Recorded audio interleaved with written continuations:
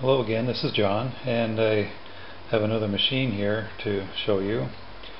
It's been a while since I've made a video, but I figure it's time to get another one going.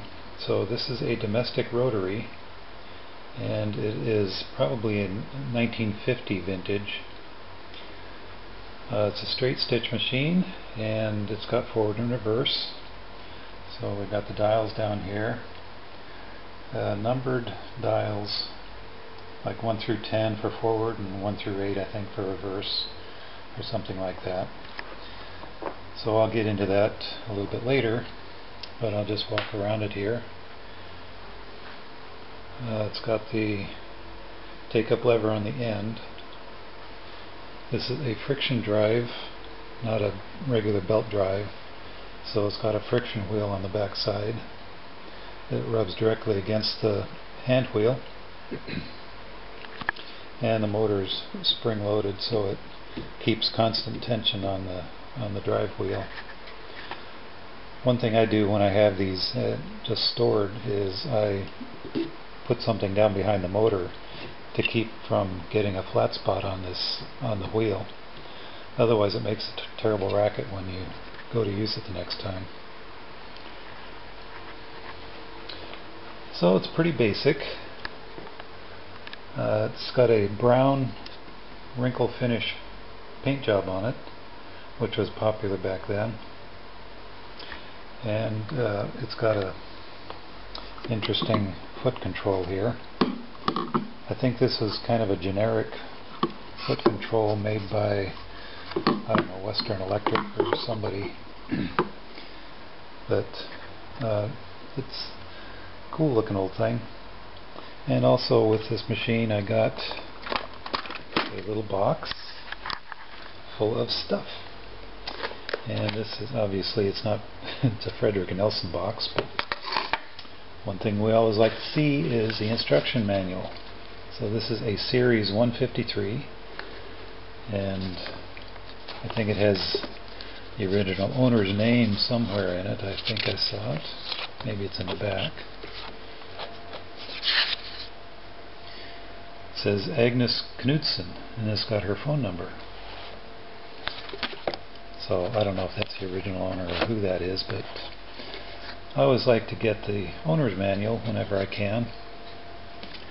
And this is when it was last serviced back in March of 1999 over at the Ballard Sewing and Vacuum in Ballard.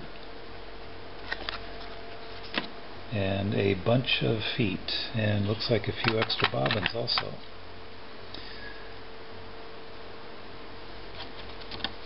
So let me get this stuff put away and I'll set the camera up and we'll go through sewing something. Alright, we've got the camera set up now. I figure the first thing I'll do is to load the bobbin into the machine. So this is I think it's the domestic proprietary or white rotary. Both the white rotary and the domestic they pretty much have the same controls and everything, so I imagine they're made by the same parent company.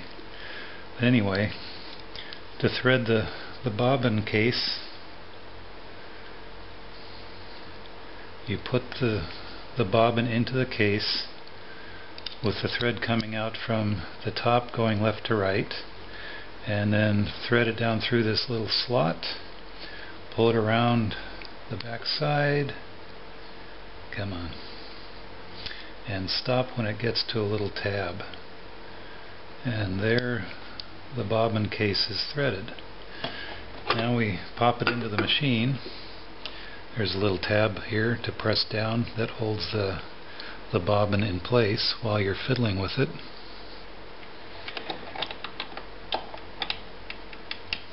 And that's locked in place now. Now we can just pull the thread up through this little hole and put the cover back on.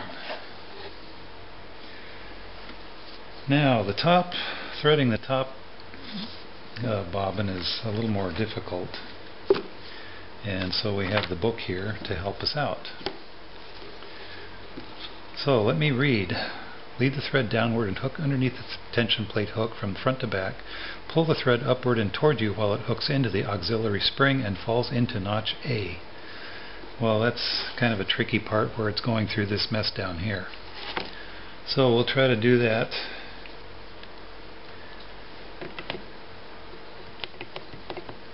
First we put it through here, then we go down through, catch it on this first notch and go back, and then it says to pull up and towards you. So there's a check spring in there that goes up and down when you pull the thread. You pull that up until the thread catches into a notch, just like that.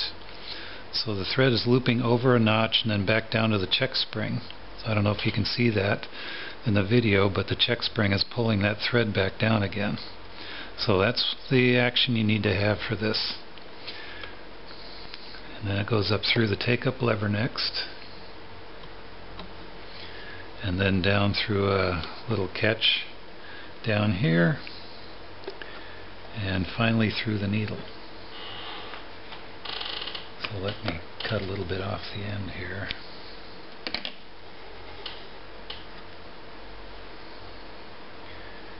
And try to get this threaded.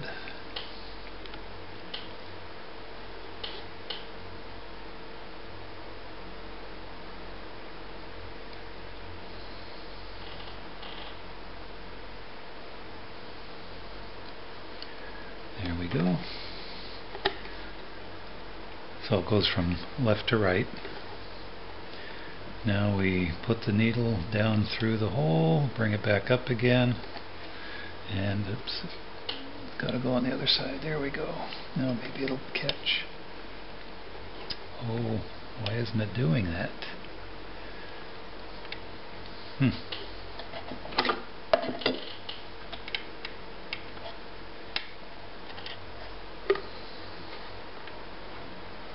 Oh, of course, I'm winding it the wrong direction.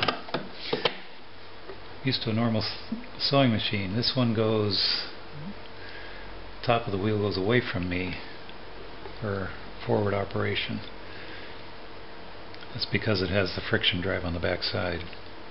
So once we get the lever through one complete cycle, we pull the threads back together again, and we should be ready to sew.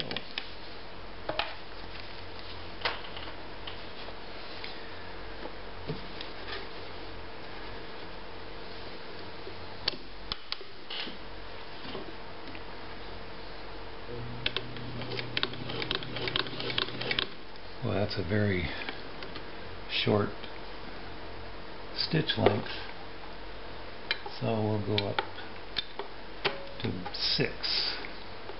This is spring loaded, so when you want to go forward, it's automatically in the forward position, and when you want to go reverse, you just pull it down and go reverse. Let go of the lever and it springs that back up to the forward position.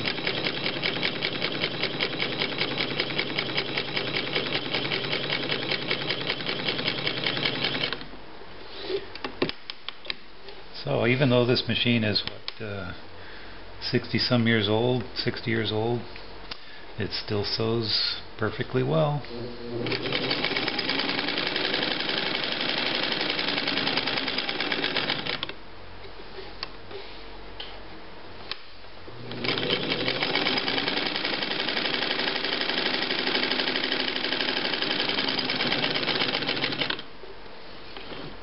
Oops.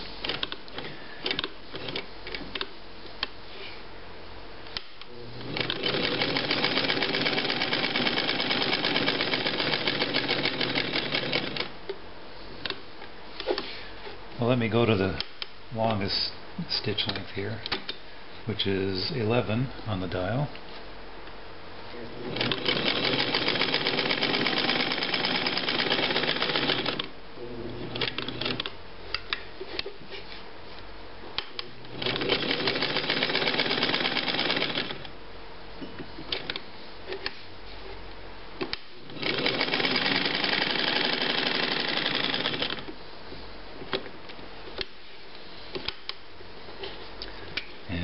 working just fine, not a missed stitch anywhere.